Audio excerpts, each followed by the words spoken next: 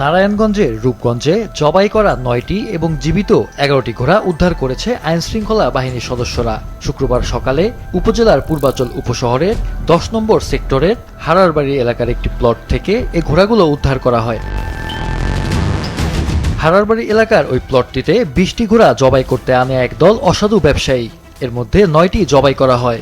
খবর পেয়ে পুলিশ ও র্যাব অভিযান চালালে তারা পালিয়ে যায়। ঘটনাস্থল থেকে ১১টি জীবিত ও ৯টি জবাই করা ঘোড়া উদ্ধার করা হয়, তবে আটক করা যায়নি কাউকেই।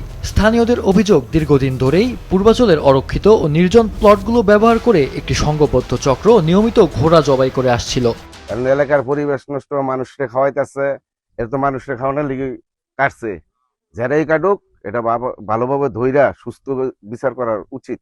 হেরা এনতে সাপ্লাই দেয়, হেরা সিএনজি দেয় বা কি দেয় জানি, অটো দা রাত্রে সাপ্লাই দেয়। এটি আলা কোন ইউনিয়ন দেয় একমাত্র হেরা কইতে পারবো। এই যারা এই সমস্ত কর্মকর্তা আছে তাদের সূক্ষ্ম বিচার চাই আমরা, এই সমস্ত কর্ম যাতে আর কোনো সময় না হয়। মাংস হোটেল খাই বা শখ লাগে আঙ্গ খাইতে।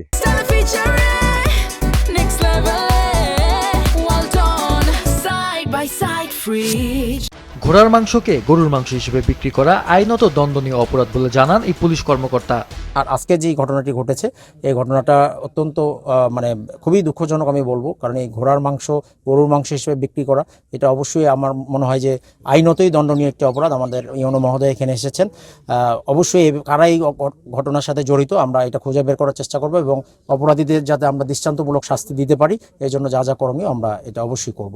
জীবিত ঘোড়াগুলো সাফারি পার্ক অথবা চিড়িয়াখানার জিম্মায় দেয়া হতে পারে বলে জানালেন উপজেলা নির্বাহী কর্মকর্তা।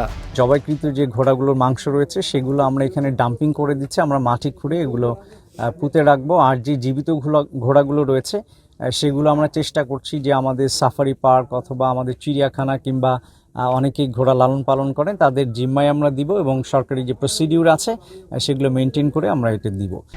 মাহফুজুল হাসান, মাছরাঙা নিউজ ডেস্ক।